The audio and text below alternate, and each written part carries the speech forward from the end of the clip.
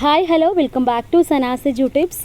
അപ്പോൾ നമ്മുടെ വരാൻ പോകുന്ന എല്ലാ PSC പരീക്ഷകൾക്കും കേട്ടിട്ട് LPSA, UPSA, HSA പോലുള്ള പരീക്ഷകൾക്ക് ഇമ്പോർട്ടൻ്റ് ആണ് SCERT ടെക്സ്റ്റ് ബുക്കിലെ പാഠഭാഗങ്ങൾ എന്ന് പറയുന്നത് അല്ലേ. അപ്പോൾ നമുക്കറിയാം കഴിഞ്ഞ വർഷവും ഈ വർഷവുമെല്ലാം നമ്മുടെ SCERTയുടെ ടെക്സ്റ്റ് ബുക്ക് മാറിയിട്ടുണ്ട്. സോ നമ്മൾ ഇന്ന് ഡിസ്കസ് ചെയ്യാൻ പോകുന്നത് പുതിയ ടെക്സ്റ്റ് ബുക്ക്, അത് സ്റ്റാൻഡേർഡ് 7-ലെ സോഷ്യൽ സയൻസിൻ്റെ പുതിയ ടെക്സ്റ്റ് ബുക്കിലെ കുറച്ച് കാര്യങ്ങളാണ് കേട്ടോ. അപ്പോൾ മധ്യകാല ഇന്ത്യ, മുഗൾ ഭരണത്തെക്കുറിച്ചാണ് നമ്മൾ ഡിസ്കസ് ചെയ്യാൻ പോകുന്നത്. ശ്രദ്ധിക്കുക, ഇത് 7th സ്റ്റാൻഡേർഡിലെ ഫസ്റ്റ് ചാപ്റ്ററാണ്. അപ്പോൾ നമുക്ക് പോവാം മധ്യകാല ഇന്ത്യ എന്നുള്ള ചാപ്റ്ററിലോട്ട് കേട്ടോ. ഫസ്റ്റിന് നല്ല ഭംഗിയിൽ 2 പിക്ചർ കാണിക്കുന്നില്ല. ആദ്യത്തെ ചിത്രം എന്ന് പറയുന്നത് ഏതാണ്? ചെങ്കോട്ടയുടെ ചിത്രമാണ് അല്ലേ. എന്നിട്ട് രണ്ടാമത്തത് എന്ന് പറയുന്നത് ഹംപിയുടെ ചിത്രമാണ് കേട്ടോ. അപ്പോൾ രണ്ടെണ്ണവും കാണിച്ചിട്ട് ഇൻട്രൊഡക്ഷനിൽ പറയുന്നുണ്ട്. നമുക്കറിയാം ചെങ്കോട്ട എന്ന് പറയുമ്പോൾ ഷാജഹാൻ്റെ ഭരണകാലത്ത് ഡൽഹിയിൽ നിർമ്മിച്ചതാണ്. അതേപോലെ തന്നെ ആ ഒരു സമയത്ത് തന്നെ ദക്ഷിണേന്ത്യയിൽ നിലനിന്നിരുന്ന വിജയനഗരത്തിൻ്റെ തലസ്ഥാനമായ ഹംപിയുടേതാണ് നമ്മുടെ രണ്ടാമത്തെ ചിത്രം എന്ന് പറയുന്നത്. സോ ഈ ഒരു ചാപ്റ്ററിലൂടെ മുഗൾ ഭരണത്തെക്കുറിച്ചും അതുപോലെ തന്നെ വിജയനഗര ഭരണത്തെക്കുറിച്ചുമാണ് ഈ ഒരു ചാപ്റ്ററിൽ ഫുള്ളായിട്ട് എക്സ്പ്ലെയിൻ ചെയ്യുന്നത് കേട്ടോ. അപ്പോൾ നമുക്ക് നേരെ നമ്മുടെ ഈ 2 കാര്യങ്ങൾ നമുക്ക് ഡീറ്റെയിൽഡായിട്ട് പഠിക്കാം. നോക്കൂ, മുഗൾ ഭരണം 1526 മുഗൾ ഭരണം സ്ഥാപിച്ചത് ബാബറാണ്. അപ്പോൾ മുഗൾ ഭരണം സ്ഥാപിച്ചത് ആരാണ്? ബാബറാണ്. വർഷം പഠിക്കണം 1526. സോ 1526 മുഗൾ ഭരണം സ്ഥാപിച്ചത് ബാബറാണ്. 1857 വരെ ഡൽഹി കേന്ദ്രമാക്കി ഇന്ത്യ ഭരിച്ച മുഗൾ ഭരണകാലത്തെ പ്രധാന ഭരണാധികാരികൾ ആരൊക്കെയാണ് നമുക്ക് ഒരു ഡയഗ്രാം പോലെ തന്നിട്ടുണ്ട്. അപ്പോൾ നോക്കും, മുഗൾ ഭരണം അതിൽ ബാബർ 1526 മുതൽ 1530 വരെയാണ്. ഇതിന് ഹുമയൂണിൻ്റെ കാലയളവ് നോക്കണം, 1530 ടു 1540, ദെൻ 55 ടു 56 വരെ. ദെൻ അക്ബറുടെ ചക്രവർത്തിയുടെ ആണെങ്കിൽ 1556 മുതൽ 1605 വരെയാണ്. ദെൻ ജഹാംഗീറുടെ 1605 മുതൽ 1627 വരെയാണ്. ദെൻ ഷാജഹാൻ 1628 ടു 1658 വരെയാണ്. Then Aurangzeb 1658 to 1707. അപ്പോൾ ഈ ഒരു സംഭവത്തിൽ നിങ്ങൾ മെയിനായിട്ട് പഠിക്കേണ്ട കാര്യം മുഗൾ ഭരണം സ്ഥാപിച്ചത് ബാബറാണെന്നുള്ള കാര്യം വർഷം ഒന്ന് പഠിക്കണം. ദെൻ ഈ ഒരു വർഷങ്ങളൊക്കെ നമുക്ക് മേ ബി സ്റ്റേറ്റ്മെൻറ്റ് ടൈപ്പിൽ ചോദിക്കുമ്പോൾ അങ്ങോട്ടും ഇങ്ങോട്ടും മാറിപ്പോകാൻ ചാൻസ് ഉള്ളതാണ്. സോ ഈ ഒരു സംഭവം കറക്റ്റായിട്ടൊന്ന് പഠിച്ചു വെച്ചേക്കണേ. അപ്പോൾ നമുക്ക് നെക്സ്റ്റ് ഒരു പിക്ചറാണ് കാണിക്കുന്നത്. അത് മുഗൾ രാജ്യത്തിൻ്റെ 1707, അതായത് നമ്മുടെ ഔറംഗസേബിൻ്റെ കാലത്തെ മുഗൾ രാജ്യത്തിൻ്റെ ഒരു പിക്ചറാണ് കാണിക്കുന്നത്. അപ്പോൾ നമുക്കതുമായി ബന്ധപ്പെട്ട കാര്യങ്ങൾ നോക്കാം. വളരെ വിസ്തൃതമായ രാജ്യമായിരുന്നു മുഗളരുടേത്. ഇന്നത്തെ ഇന്ത്യക്ക് പുറമെ അയൽ രാജ്യങ്ങളിലേക്കും എന്തുണ്ടായിരുന്നു? മുഗൾ ഭരണം വ്യാപിച്ചിരുന്നു. അപ്പോൾ അതുമായി ബന്ധപ്പെട്ട പിക്ചറാണ് കാണിക്കുന്നത്. നമുക്ക് നോക്കാം, മുഗളരും ഒന്നാം പാനിപ്പത്ത് യുദ്ധവും. അപ്പോൾ നമുക്കറിയാം ഫസ്റ്റ് പാനിപ്പത്ത് വാർ വെരി ഇമ്പോർട്ടൻ്റ് ആണ്, എല്ലാ എക്സാമ്പിളും ചോദിക്കാറുണ്ട്. അപ്പോൾ ഇതുമായി ബന്ധപ്പെട്ട പോയിന്റ്സ് നമുക്ക് നോക്കാം. മംഗോൾ എന്ന പദത്തിൽ നിന്നാണ് മുഗൾ എന്ന പേര് ഉദ്ഭവിച്ചത്. അപ്പം മംഗോൾ എന്ന പദത്തിൽ നിന്നാണ് മുഗൾ എന്ന പേര് വന്നത്. മുഗൾ രാജ്യസ്ഥാപകനായ ബാബർ പിതാവ് വഴി തുർക്കി ഭരണാധികാരിയായിരുന്ന തിമൂറിൻ്റെയും മാതാവ് വഴി മംഗോൾ രാജാവായിരുന്ന ചെങ്കിസ് ഖാൻ്റെയും പിൻഗാമിയായിരുന്നു കേട്ടോ. അപ്പോൾ ഇദ്ദേഹം, അതായത് മുഗൾ രാജ്യസ്ഥാപകനായ ബാബർ എന്ന് പറയുന്നത് പിതാവ് വഴി തുർക്കി ഭരണാധികാരിയായിരുന്ന തിമൂറിൻ്റെയും അതുപോലെ തന്നെ മാതാവ് വഴി അതുപോലെ തന്നെ മംഗോൾ രാജാവായിരുന്ന ചെങ്കിസ് ഖാൻ്റെയും പിൻഗാമിയായിരുന്നു. 16-ാം നൂറ്റാണ്ടിൽ യൂറോപ്യന്മാരാണ് ഈ ഒരു രാജവംശത്തെ മുഗൾ എന്ന് വിളിച്ചു തുടങ്ങിയത്. അപ്പോൾ മുഗൾ എന്ന് വിളിച്ചു തുടങ്ങിയത് ആരാണ്? 16-ാം നൂറ്റാണ്ടിൽ യൂറോപ്യന്മാരാണ് കേട്ടോ ഈ ഒരു രാജവംശത്തെ മുഗൾ എന്ന് വിളിച്ചു തുടങ്ങിയത്. നോക്കാം, ലോധി വംശത്തിലെ അവസാനത്തെ ഭരണാധികാരിയായ ഇബ്രാഹിം ലോധിയും കാബൂളിലെ ഭരണാധികാരിയായിരുന്ന ബാബറും 1526 ഹരിയാനയിലെ പാനിപ്പത്തിൽ വെച്ച് ഏറ്റുമുട്ടി. ചരിത്രത്തിൽ ഇതിനെ ഒന്നാം പാനിപ്പത്ത് യുദ്ധമെന്ന് വിശേഷിപ്പിക്കുന്നു. അപ്പോൾ നോക്കുക, ലോധി വംശത്തിലെ അവസാനത്തെ ഭരണാധികാരിയായിരുന്ന ഇബ്രാഹിം ലോധിയും അതുപോലെ തന്നെ കാബൂളിലെ ഭരണാധികാരിയായിരുന്ന ബാബറും തമ്മിലാണ് യുദ്ധം. അപ്പോൾ ഈ രണ്ടും പേരുകൾ ആരൊക്കെ തമ്മിലായെന്നുള്ള കാര്യം നമുക്ക് എക്സാമിന് ചോദിക്കാറുണ്ട്. 1526 ഹരിയാനയിലെ പാനിപ്പത്തിൽ വെച്ചിട്ട് ഏറ്റുമുട്ടുകയുണ്ടായി. ഇതാണ് ചരിത്രത്തിൽ, ഇതിനെയാണ് നമ്മൾ ഒന്നാം പാനിപ്പത്ത് യുദ്ധം എന്ന് വിശേഷിപ്പിക്കുന്നത്. ഒന്നാം പാനിപ്പത്ത് യുദ്ധം എന്ന് പറയുന്ന ഇബ്രാഹിം ലോധിയും പിന്നെ ബാബറും തമ്മിലാണ് ഈ ഒരു യുദ്ധത്തിലൂടെയാണ് എന്ത് ചെയ്യുന്നത്? ബാബർ നമ്മുടെ ഇന്ത്യയിൽ മുഗൾ ഭരണം സ്ഥാപിക്കുന്നത്. ഓക്കെ ആണല്ലോ. അപ്പോൾ പാനിപ്പത്ത് യുദ്ധത്തിൻ്റെ ആ വർഷം ആരൊക്കെ തമ്മിലാന്നുള്ള കാര്യം വെരി ഇമ്പോർട്ടൻറ്റ്. അത്ര മാത്രത്തിലാണ് മെയിനായിട്ട് വരുന്ന പോയിന്റ് എന്ന് പറയുന്നത്. ഇനി അടുത്തത് കുറച്ച് ഒരു കോട്ട് പോലെ കുറച്ച് കാര്യങ്ങൾ തരുന്നുണ്ട്, നമുക്കത് നോക്കാം. കിഴക്കിനെ വിറപ്പിച്ച അക്ബർ ചക്രവർത്തി നിര്യാതനായിരിക്കുന്നു. തീർച്ചയായും അക്ബർ മഹാനായ ചക്രവർത്തിയായിരുന്നു. ഒരേ സമയം പ്രജകളിൽ നിന്ന് സ്നേഹവും ബഹുമാനവും വിധേയത്വവും ലഭിച്ചുകൊണ്ട് തന്നെ ആജ്ഞാശക്തി നിലനിർത്താൻ അദ്ദേഹത്തിന് സാധിച്ചു. ഉയർന്ന താഴ്ന്ന വിഭാഗങ്ങളെന്ന തരംതിരിവില്ലാതെയും പരിചിത അപരിചിത വ്യത്യാസമില്ലാതെയും ഹിന്ദു ക്രിസ്ത്യൻ മുസ്ലിം വ്യത്യാസമില്ലാതെയും തുല്യനീതി നടപ്പിലാക്കിയ കരുത്തരോട് ശക്തമായും അതുപോലെ തന്നെ അശക്തരോട് കരുണയോടും പെരുമാറിയ സുൽത്താൻ എല്ലാവർക്കും പ്രിയപ്പെട്ടവനായിരുന്നു. അപ്പോൾ ഇത് ജസ്യൂട്ട് പാതിരി പിയറിക് ജാറിക് അക്ബർ ചക്രവർത്തിയുടെ മരണാന്തരം, അതായത് CE 1605 എഴുതിയ ഒരു അനുശോചന കുറിപ്പിൻ്റെ ചില വരികളാണ് ഇവിടെ തന്നേക്കുന്നത്. ഇതിൽ ശരിക്കും പറഞ്ഞാൽ നമ്മുടെ അക്ബർ ചക്രവർത്തിയുടെ അവരെ ക്യാരക്ടർ അല്ല, ആ ക്യാരക്ടർ എത്രമാത്രം നല്ലൊരു ക്യാരക്ടറായിരുന്നു എന്നുള്ള കാര്യമാണ് ഇതിലൂടെ പറയുന്നത് ഇല്ല. അപ്പോൾ എല്ലാവരോടും ഒരുപോലെ ഈക്വലായിട്ട് എല്ലാവരും ട്രീറ്റ് ചെയ്ത ഒരു വ്യക്തിയാണ് എന്നുള്ള കാര്യം, അദ്ദേഹത്തിൻ്റെ ക്യാരക്ടറിനെ കുറിച്ച് കുറച്ച് സവിശേഷതകളാണ് ഇതിലൂടെ പറയാൻ ഉദ്ദേശിക്കുന്നത് കേട്ടോ. അപ്പോൾ ഇത് ജസ്യൂട്ട് പാതിരി പിയറിക് ജാറിക് വന്നിട്ട് അക്ബർ ചക്രവർത്തിയുടെ മരണാന്തരം അനുശോചന കുറിപ്പിൽ എഴുതിയ ചില വരികളാണ് തന്നേക്കുന്നത് കേട്ടോ. അപ്പോൾ ഇനി നോക്കാം. ഇനി നമ്മുടെ ഒരു പിക്ചർ കാണിക്കുന്നുണ്ട്. മുഗൾ രാജവംശത്തിലെ പ്രസിദ്ധനായ ഭരണാധികാരിയായിരുന്നു അക്ബർ. അപ്പോൾ ഇദ്ദേഹം വിവിധ മതസ്ഥരുമായിട്ട് ചർച്ച നടത്തുന്ന ഒരു പിക്ചറൊക്കെ കാണിക്കുന്നുണ്ട് കേട്ടോ. അപ്പോൾ ഇനി നമുക്ക് അക്ബർ ചക്രവർത്തിയുമായി ബന്ധപ്പെട്ട കുറച്ച് പോയിൻറ്റ്സാണ് നോക്കാം. 1575 തൻ്റെ പുതിയ തലസ്ഥാനമായ ഫത്തേപൂർ സിക്രിയിൽ അക്ബർ ഇബാദത്ത് ഖാന പണി കഴിപ്പിച്ചു. അപ്പോൾ ഇബാദത്ത് ഖാന പണി കഴിപ്പിച്ചത് ആരാണ്? അക്ബറാണ് അല്ലേ. അപ്പോൾ 1575 തൻ്റെ പുതിയ തലസ്ഥാനമായ ഫത്തേപൂർ സിക്രിയിൽ അക്ബർ ഇബാദത്ത് ഖാന പണി കഴിപ്പിച്ചു. വിവിധ മതങ്ങളിലെ പണ്ഡിതരും അതുപോലെ തന്നെ പ്രമുഖരും ഇവിടെ ഒത്തുചേർന്നിരുന്നു. അക്ബർ പിന്തുടർന്നിരുന്ന മതസഹിഷ്ണുതാ നയത്തിന് ഇത്തരം ചർച്ചകൾ വളരെ ഉത്തമ ഉദാഹരണങ്ങളാണ്. എല്ലാ മതങ്ങളുടെയും നല്ല വശങ്ങൾ കോർത്തിണക്കി അക്ബർ രൂപം കൊടുത്ത ദർശനമാണ് ദീൻ ഇലാഹി. അപ്പോൾ ദീൻ ഇലാഹി എന്ന് പറയുന്നത് അക്ബറിൻ്റെ ഒരു ദർശനമാണ്, അക്ബർ രൂപം കൊടുത്ത ഒരു ദർശനമാണ്. ഇവിടെ എല്ലാവർക്കും സമാധാനം അഥവാ സുൽഹ് ഈ കുൽ എന്നതാണ് ഈ ഒരു ദർശനത്തിൻ്റെ മെയിനായിട്ട് വരുന്ന കാതൽ എന്ന് പറയുന്നത്. എല്ലാ ദർശനങ്ങളും മനുഷ്യരുടെ ക്ഷേമത്തിന് വേണ്ടിയുള്ളതാണ് എന്ന ആശയം വ്യക്തമാക്കുകയായിരുന്നു അദ്ദേഹത്തിൻ്റെ ലക്ഷ്യം എന്ന് പറയുന്നത് കേട്ടോ. അപ്പോൾ ഇതിൽ മെയിൻ പോയിന്റ് എന്ന് പറയുന്നത് ഏതാണ്? നമ്മൾ ദീൻ ഇലാഹി എന്ന് പറയുന്നത് അക്ബർ രൂപം കൊടുത്ത ദർശനമാണ് ദീൻ ഇലാഹി എന്ന് പറയുന്ന മെയിൻ പോയിന്റ് കേട്ടോ. ഇനി അടുത്ത് നമ്മുടെ ഫത്തേപൂർ സിക്രിയുടെ പിക്ചറാണ് കാണിക്കുന്നത്. ഇനി അടുത്ത് നോക്കൂ. ജസിയ എന്ന മതനികുതി നിർത്തലാക്കിയത് ഭരണരംഗത്ത് അക്ബർ സഹിഷ്ണുതാ നയം പിന്തുടർന്നത് എന്നതിന് തെളിവാണല്ലോ. ജസിയ എന്ന മതനികുതി നിർത്തലാക്കിയതിനെ കുറിച്ചാണ് പറയുന്നത്. അപ്പോൾ ഇതുകൊണ്ടാണ് ഈ ഒരു ജസിയ എന്ന് പറഞ്ഞ മതനികുതി നിർത്തലാക്കിയത് എന്തിനെ സൂചിപ്പിക്കുന്നതാണ്? അക്ബർ എത്രമാത്രം മതങ്ങൾ തമ്മിൽ എന്തെങ്കിലും അടി അല്ലെങ്കിൽ മതങ്ങൾ തമ്മിലുള്ള വേർതിരിവിനൊന്നും ഇദ്ദേഹം സപ്പോർട്ട് ചെയ്തിട്ടില്ല എന്ന് പറയുന്നതിന് ഒന്നും കൂടി കാണിക്കുന്ന ഒരു തെളിവാണ് അല്ലേ. ദെൻ മുഗൾ ഭരണത്തിൻ്റെ എല്ലാ മേഖലകളിലും എല്ലാ മതസ്ഥരെയും തുല്യമായി പരിഗണിച്ചിരുന്നു. ഇദ്ദേഹം എല്ലാവരും ഒരുപോലെ തുല്യരായിട്ടാണ്, എല്ലാ മതസ്ഥരെയും ഒരുപോലെ തുല്യമായിട്ടാണ് പരിഗണിച്ചിരുന്നത്. രാജാ തോഡർമാൾ, രാജാ മാൻസിംഗ്, രാജാ ഭഗവൻ ദാസ്, ബീർബൽ എന്നിവർ അക്ബർ ചക്രവർത്തിയുടെ രാജസദസ്സിൽ ഉന്നത സ്ഥാനം വഹിച്ചിരുന്ന പ്രധാനികളാണ്. അപ്പോൾ ഇതൊരു പേര് ഓർത്ത് വെച്ചിരിക്കുക. ചിലപ്പോൾ സ്റ്റേറ്റ്മെൻറ്റ് ടൈപ്പ് ക്വസ്റ്റ്യൻസിൽ അക്ബറുമായി ബന്ധപ്പെട്ട ഈ പറഞ്ഞ ജസിയ എന്ന മതനികുതി നിർത്തലാക്കി, അതുപോലെ തന്നെ കുറച്ച് എന്തെങ്കിലും എക്സ്ട്രാ പോയിൻറ്റ്സ് തന്നിട്ട് ഇതുപോലെ ഇദ്ദേഹത്തിൻ്റെ സദസ്സിലെ പ്രധാനികൾ എന്ന് പറഞ്ഞ് പേരുകൾ എങ്ങാനും മാറ്റിത്തരാൻ ചാൻസ് ഉണ്ട്. അതുകൊണ്ട് രാജാ തോഡർമാർ, രാജാ മാൻസിംഗ്, രാജാ ഭഗവൻ സിംഗ്, ബീർബൽ എന്നിവർ എന്ന് പറയുന്നത് അക്ബർ ചക്രവർത്തിയുടെ രാജസദസ്സിൽ ഉന്നത സ്ഥാനം വഹിച്ചിരുന്ന പ്രധാനികളാണ്. പേരുകളൊക്കെ ഒന്ന് ഓർത്ത് വയ്ക്കുക കേട്ടോ. ഇനി അടുത്ത് നോക്കൂ. എൻ്റെ അനുയായികൾ മറ്റ് മതവിഭാഗങ്ങളുമായി ശത്രുതയിൽ വർത്തിച്ച് സമയം പാഴാക്കരുത്. ഇതര മതസ്ഥരോടുള്ള ബന്ധത്തിൽ സുൽഹീകുൽ, അതായത് എല്ലാവർക്കും സമാധാനം എന്ന ആശയം അനുവർത്തിക്കട്ടെ. മൃഗങ്ങളെ കൊല്ലുകയോ യുദ്ധസമയങ്ങൾ ഒഴികെ ആയുധങ്ങൾ എടുക്കുകയോ ചെയ്യരുത്. അക്ബർ തൻ്റെ അനുയായികളോട് കൽപ്പിച്ചതായി മുഗൾ സുൽത്താനായിരുന്ന ജഹാംഗീർ തൻ്റെ ഓർമ്മക്കുറിപ്പായ തുസൂക്കി ജഹാംഗീറിൽ രേഖപ്പെടുത്തിയിട്ടുണ്ട്. അപ്പോൾ നോക്കൂ, ഇതിലും നമ്മുടെ അക്ബറുടെ ക്യാരക്ടറിനെ ഒന്നും കൂടിയിട്ട് പറയുന്നതാണ് അല്ലേ. അതായത് എല്ലാ മതസ്ഥരെയും ഒരുപോലെ കണ്ടു, അതുപോലെ തന്നെ യുദ്ധസമയങ്ങൾ ഒഴികെ ബാക്കി ആയുധങ്ങളൊന്നും എടുക്കരുത്, അതുപോലെ തന്നെ മതവിഭാഗം ശത്രുതയൊന്നും പുലർത്തരുത് എന്ന രീതിയിൽ നല്ല നല്ല ആശയങ്ങൾ ഇദ്ദേഹം കൊണ്ടുവന്നു അല്ലേ. സോ അതുമായി ബന്ധപ്പെട്ട് നമ്മുടെ ജഹാംഗീർ തൻ്റെ ഓർമ്മക്കുറിപ്പിൽ തുസൂക്കി ജഹാംഗീർ എന്ന് പറയുന്നതിൽ എഴുതിയ ചില വാക്കുകളാണ് ഇവിടെ കാണിക്കുന്നത് കേട്ടോ.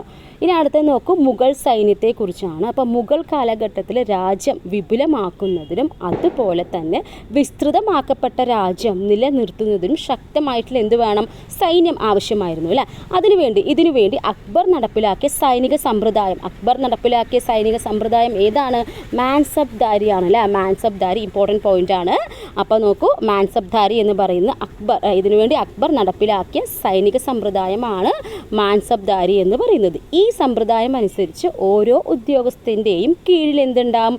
ഒരു സൈനിക വ്യൂഹം ഉണ്ടായിരിക്കും. ഓരോ ഉദ്യോഗസ്ഥനും നിലനിർത്തേണ്ട കുതിരപ്പടയാളികളുടെ എണ്ണത്തെയാണ് എന്തെന്ന് പറയുന്നത്? മാൻസബ് എന്ന പദവി സൂചിപ്പിക്കുന്നത് കേട്ടോ. അപ്പോൾ നിലനിർത്തേണ്ട സൈനികരുടെ എണ്ണത്തിന് അനുസരിച്ചായിരുന്നു മാൻസബ്ദാരുടെ പദവി നിശ്ചയിച്ചിരുന്നത്. സോ സർക്കാർ ഖജനാവിൽ നിന്നും നേരിട്ട് പണം നൽകി സൈന്യത്തെ നിലനിർത്തുന്നതിന് പകരമാണ് ഇങ്ങനത്തെ ഒരു സമ്പ്രദായം നടപ്പിലാക്കിയത്. അപ്പോൾ ഈ പറഞ്ഞ മാൻസബ്ദാർമാർക്ക് അവരുടെ പദവിക്ക് അനുസരിച്ച് എന്ത് കിട്ടുമായിരുന്നു? ഭൂമി പതിച്ചു നൽകിയിരുന്നു.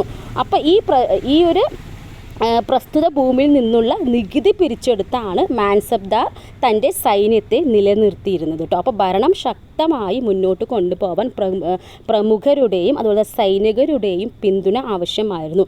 ഈ ലക്ഷ്യം കൈവരിക്കുന്നതായിരുന്നു മാൻസബ്ദാരി സമ്പ്രദായം നടപ്പിലാക്കിയത്. അപ്പോൾ നോക്കൂ, മാൻസബ്ദാരി സമ്പ്രദായവുമായി ബന്ധപ്പെട്ട പോയിന്റ്സ് ആണല്ലേ. അപ്പോൾ വെരി ഇമ്പോർട്ടൻ്റ് ആണ് ഈ ഒരു സംഭവം ഉണ്ട് കേട്ടോ.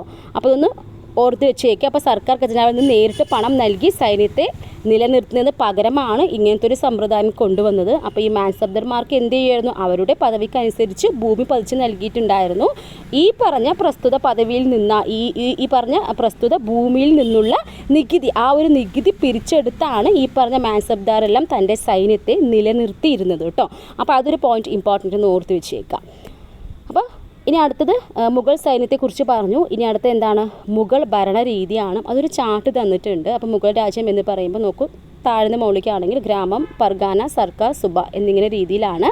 അപ്പോൾ ഇതുമായി ബന്ധപ്പെട്ട പോയിന്റ്സ് നോക്കാം. നോക്കൂ, രാജ്യത്തിൻ്റെ പരമാധികാരിയും സർവ്വസൈന്യാധിപനും നിയമ നിർമ്മാതാവും അന്തിമ ന്യായാധിപനും ആരാണ്? അപ്പോൾ അന്നേരക്കാരും ചക്രവർത്തികളാണ് അല്ലേ? ചക്രവർത്തിയായിരുന്നു. മുഗൾ കാലഘട്ടത്തിൽ നീതിന്യായ നിർവഹണത്തിനായിട്ട് ഇന്നത്തെ പോലെ എന്തില്ല? പ്രത്യേകതരം കോടതികളൊന്നും ഉണ്ടായിരുന്നില്ല. പകരം തദ്ദേശീയരായ മതപണ്ഡിതന്മാർ, അതായത് ഗാസിമാരെന്ന് പറയും, ഗാസിമാർ തർക്കങ്ങളെല്ലാം അന്വേഷിച്ച് നടത്തി തീർപ്പ് കൽപ്പിച്ചിരുന്നത്. ഈ തീരുമാനത്തിൽ എന്തെങ്കിലും അതൃപ്തി ഉള്ളവർക്ക് എന്ത് ചെയ്യാം? ചക്രവർത്തിയോട് നേരിട്ട് പരാതി പറയാൻ അവസരമുണ്ടായിരിക്കും. ഭരണകാര്യങ്ങളിൽ രാജാവിന് ഉപദേശം നൽകുന്നതിനായിട്ട് മന്ത്രിമാരെയും വകുപ്പ് അധ്യക്ഷന്മാരെയും നിയമിച്ചിരുന്നു. അപ്പോൾ നോക്കൂ, മെയിനായിട്ട് പവർ എന്ന് പറയുന്നത് ചക്രവർത്തിക്ക് തന്നെയാണ്. അപ്പോൾ നമ്മൾ ഇന്നത്തെ പോലെ കോടതി സംവിധാനമൊന്നുമില്ല. പകരം എന്ത് ചെയ്യുമായിരുന്നു?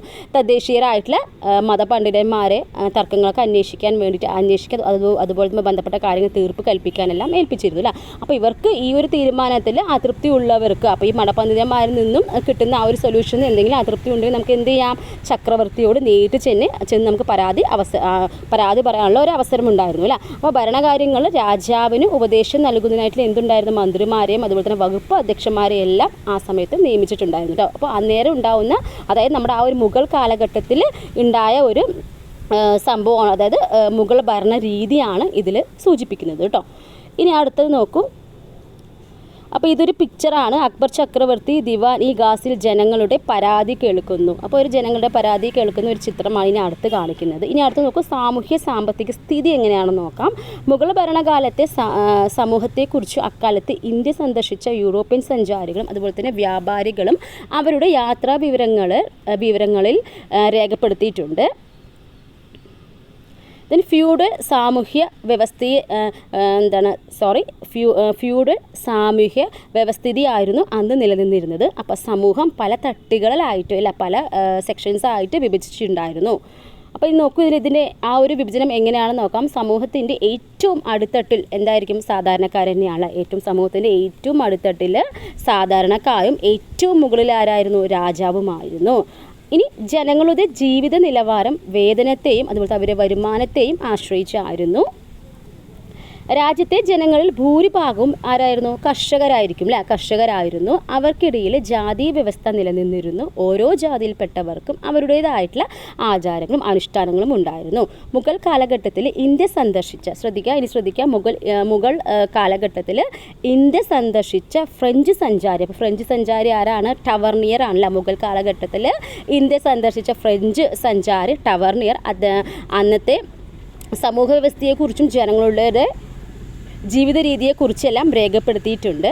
ഓരോ സ്ഥലത്തെയും ജനങ്ങളുടെ ജീവിത രീതി, ഭക്ഷണം, വസ്ത്രം എന്നിവയിൽ വളരെയധികം വ്യത്യാസങ്ങൾ നിലനിന്നിട്ടുണ്ടായിരുന്നു. അപ്പോൾ ബാബർ തൻ്റെ ഓർമ്മക്കുറിപ്പുകൾ അക്കാലത്ത് ഇന്ത്യയിൽ നിലനിന്നിരുന്ന തൊഴിൽ വ്യവസ്ഥകളെക്കുറിച്ചും ജാതിയെക്കുറിച്ചും എല്ലാം എന്ത് ചെയ്തിട്ടുണ്ട്, ഇപ്പോൾ രേഖപ്പെടുത്തിയിട്ടുണ്ട്. അപ്പോൾ മുഗൾ കാലഘട്ടത്തിൽ ഇന്ത്യ സന്ദർശിച്ച ഫ്രഞ്ച് സഞ്ചാരിയാണ് ടവർണിയർ എന്നൊരു പോയിൻ്റാണ് ഇതിൽ മെയിനായിട്ട് നിങ്ങൾ അറിഞ്ഞിരിക്കേണ്ടത്. അപ്പോൾ ഇദ്ദേഹം പറയുന്ന കുറച്ച് കാര്യം നോക്കാം. ആഗ്രയും ഫത്തേപൂർ സിക്രിയും ലണ്ടൻ നഗരത്തേക്കാൾ വലുതും അതുപോലെ തന്നെ എന്താണ് ജനനിബിഡവുമായിരുന്നു. ഏതാണ്ട് 12 മൈൽ ദൂരമുണ്ട് ഈ നഗരങ്ങൾ തമ്മിൽ. അപ്പോൾ ഈ ഒരു ദൂരം അത്രയും എന്തുണ്ട്, വഴിനീള ഭക്ഷ്യവസ്തുക്കളും അതുപോലെ മറ്റും വിൽക്കുന്ന അങ്ങാടികളെല്ലാം നമുക്ക് കാണാം എന്ന് ഒരു കുറിപ്പ് ഇദ്ദേഹം സൂചിപ്പിക്കുന്നുണ്ട്. അപ്പം മുഗൾ കാലഘട്ടത്തിൽ ഇന്ത്യ സന്ദർശിച്ച ഇംഗ്ലീഷുകാരനായ റാൽഫ് ഫിച്ച് ഇന്ത്യയിലെ 2 നഗരങ്ങളെക്കുറിച്ച് വിവരിച്ചിരിക്കുന്നു. അപ്പോൾ ഈ ഒരു വാക്കുകൾ, അതായത് ആഗ്രയും ഈ ഫത്തേപൂർ സിക്രിയുമായി ബന്ധപ്പെട്ടുള്ള ഈ ഒരു സംഭവം പറഞ്ഞത് ആരാണ്?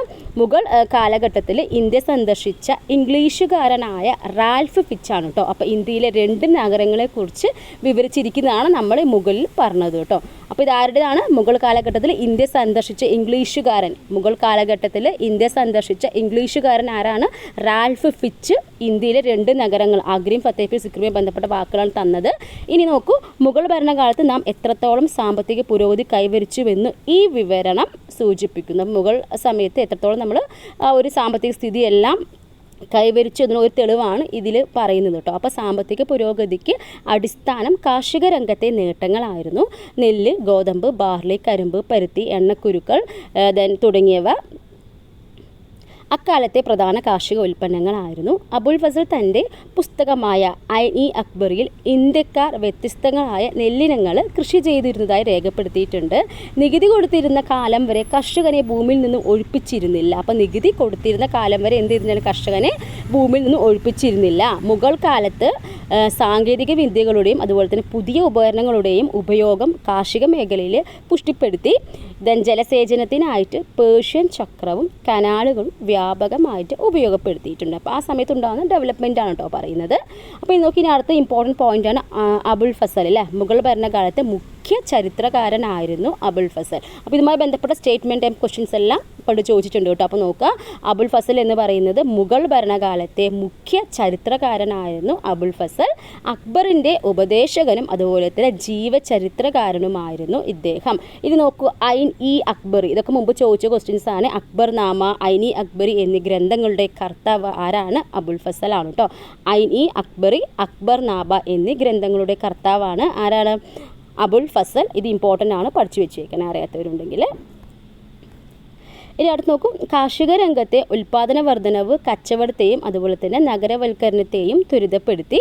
വിദേശ ചരക്കുകളുടെ പ്രവേശന കവാടമായിരുന്നു ഗുജറാത്ത്. അപ്പോൾ ഗുജറാത്ത് മെയിൻ സെൻറ്റർ ആയിരുന്നു കേട്ടോ. അപ്പോൾ തുണിത്തരങ്ങൾ, മസ്ലിൻ പട്ട്, പഞ്ചസാര, അരി തുടങ്ങിയവയായിരുന്നു പ്രധാന കയറ്റുമതി ഇനങ്ങൾ എന്ന് പറയുന്നത്. ഇനി ജലഗതാഗതം കാര്യമായ പുരോഗതി കൈവരിച്ച ഒരു സമയമായിരുന്നു കേട്ടോ അക്കാലത്ത്. അപ്പോൾ ഇക്കാലത്തെ പ്രധാന നഗരങ്ങളായിരുന്നു ഏതൊക്കെ? ധാക്ക, മുർഷിദാബാദ്, സൂറത്ത്, ലാഹോർ, ആഗ്ര തുടങ്ങിയവ. അപ്പോൾ മുഗൾ ഭരണകാലത്തെ പ്രധാന നഗരങ്ങൾ ഏതൊക്കെയായിരുന്നു? ധാക്ക, മുർഷിദാബാദ്, സൂറത്ത്, ലാഹോർ, ആഗ്ര തുടങ്ങിയവയായിരുന്നു കേട്ടോ. ഇനി അടുത്തത് സാംസ്കാരിക സമന്വയം. അപ്പോൾ ഇതൊരു പിക്ചർ കാണിക്കുന്നുണ്ട്. ഈ ഒരു പിക്ചർ എന്ന് പറയുന്നത് നോക്കാം, മുഗൾ ഭരണകാലത്ത് പേർഷ്യൻ ഭാഷയിലേക്ക് വിവർത്തനം ചെയ്യപ്പെട്ട മഹാഭാരതത്തിൻ്റെ പുറംചട്ടയാണിൻ്റെ ചിത്രമാണ് കേട്ടോ മുമ്പ് കാണിച്ചത്.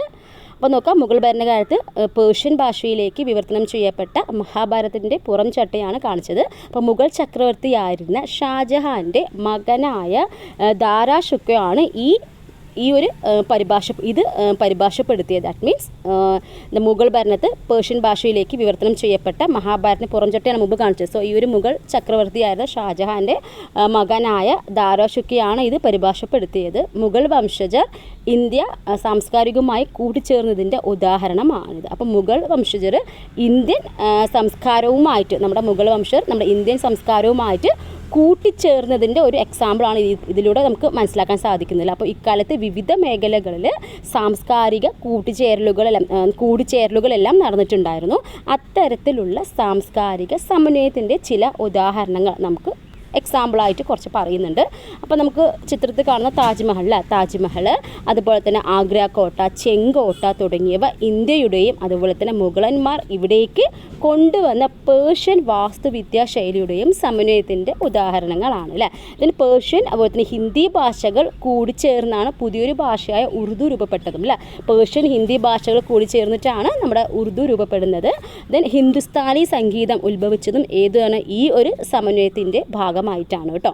അപ്പോൾ ഒരു നമ്മുടെ പിക്ചർ കാണിക്കുന്നത് നമ്മുടെ താജ്മഹലിൻ്റെ ചിത്രം, അതിനുശേഷം നമ്മുടെ ആഗ്ര കോട്ടയുടെ ചിത്രമൊക്കെയാണ് കേട്ടോ. അപ്പോൾ മുഗൾ ഭരണകാലത്ത് മനുഷ്യ ജീവിതത്തിൽ എല്ലാ മേഖലയിലും എന്തുണ്ടാവും ഇത്തരത്തിലുള്ള സമന്വയത്തിൻ്റെ ഉദാഹരണങ്ങൾ നമുക്ക് കാണാൻ കഴിയും എന്ന് പറഞ്ഞ് ഈ ഒരു മുഗൾ ഭരണവുമായി ബന്ധപ്പെട്ട ടോപ്പിക്സ് ഇവിടെ അവസാനിക്കുകയാണ് കേട്ടോ. അപ്പോൾ നമ്മുടെ 7th സ്റ്റാൻഡേർഡിലെ മുഗൾ ഭരണം അത് ഫസ്റ്റ്